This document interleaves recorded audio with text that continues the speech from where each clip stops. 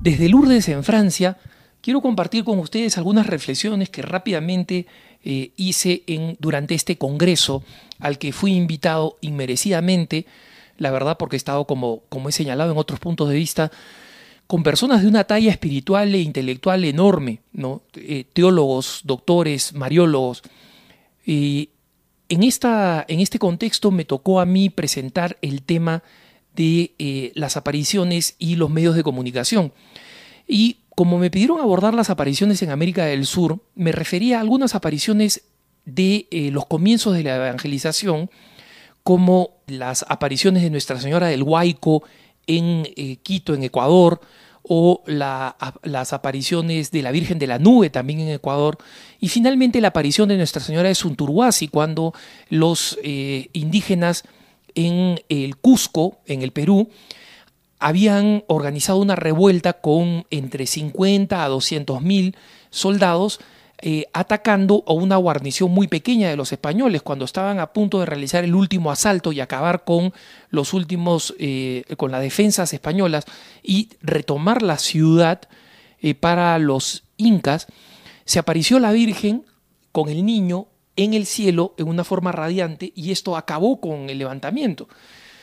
La aparición de la Virgen como un hecho registrado entonces ha sido reconocida incluso por historiadores protestantes como William Prescott, por ejemplo, y se encuentra en crónicas muy tempranas, ¿no?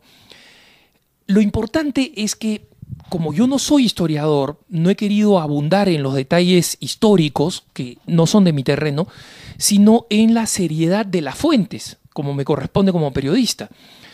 Estas fuentes que hablan de estas apariciones, no solamente estas apariciones están corroboradas por la devoción aún existente hoy en día regionalmente, sino también por el hecho de que estas apariciones han sido registradas adecuadamente. Por ejemplo, la aparición de la Virgen de la Nube en Quito está registrada hasta hoy en los archivos arquidiocesanos de Quito, ¿no? Entonces, es muy importante comprender que la realidad de estas apariciones que permitió que cronistas, historiadores, etcétera, señalaran estas apariciones como hechos históricos posibles y que además habían acontecido, es porque habían superado la brecha mental de que hoy en día vivimos, donde la fe y la razón no se conllevan, ¿no? En ese entonces, las cosas que la razón no explicaba y que eran de contenido sobrenatural eran perfectamente explicables por la fe.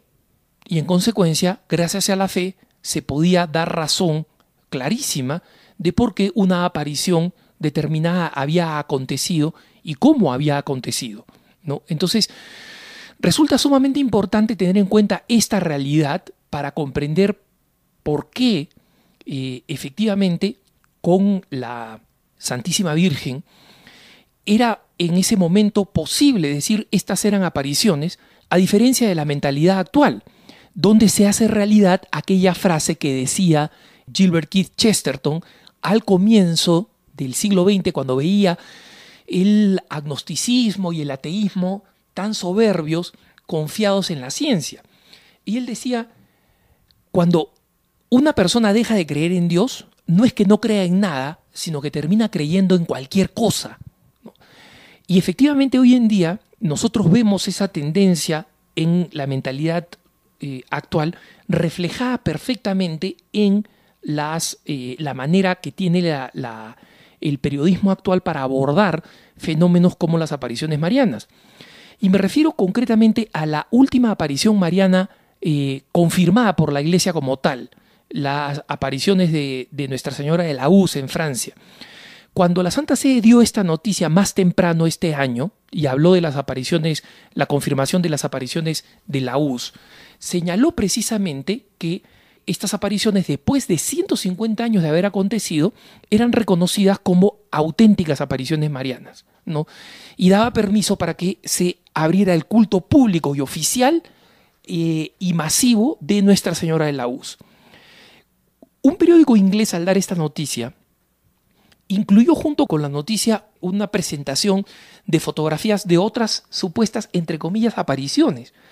Y las imágenes que presentó fueron la imagen de la pierna de un hombre californiano que sufrió un accidente de moto y que en la pierna se le tuvo una quemadura que tiene la forma de la Virgen, supuestamente, ¿no? O, más patético todavía, un emparedado de queso que una señora se hizo en Florida, en los Estados Unidos, y que supuestamente las quemaduras formaron una imagen de la Virgen con el niño, y esta señora quiso vender esta Virgen por internet y la terminó vendiendo por $700, ¿no? Esta imagen de la Virgen en un emparedado, en un sándwich, aparece allí en este álbum de fotos que proporciona este periódico inglés. Mientras que un periódico norteamericano, junto a las apariciones de la URSS, presenta unas supuestas apariciones de Flushing Meadows, ¿no? Y estas apariciones en Estados Unidos, en Nueva York, fueron en realidad unos reflejos de luces que se aparecieron y que alguien tomó una fotografía y que no tiene nada que ver con la durabilidad de una aparición como la de Lourdes o como la de la URSS o como la de Fátima o como la de Guadalupe. Son apariciones que, como esa cicatriz o como ese sándwich, se van a terminar corrompiendo y no van a quedar ningún registro real de esas apariciones. Entonces, la confusión entre lo sobrenatural y estas cosas ridículas solamente se dan, lamentablemente, en un contexto en el que se puede creer en cualquier cosa porque ya no se cree en lo sobrenatural. Y las apariciones marianas, en conclusión, tienen que ser una ocasión para que los católicos nos veamos impulsados a restablecer el recto equilibrio entre la fe y la razón. Y así la mariología puede contribuir al restablecimiento de este espacio, porque con el uso de la razón teológica se penetra en misterios que son realmente sobrenaturales, ofrecidos por Dios de manera magnánima. Y en consecuencia, solamente de esa forma nosotros vamos a poder darle sentido a las apariciones en medio de la mentalidad secularista de hoy. Desde Lourdes, cuenten con mis oraciones, me encomiendo a las suyas, que tengan un buen día.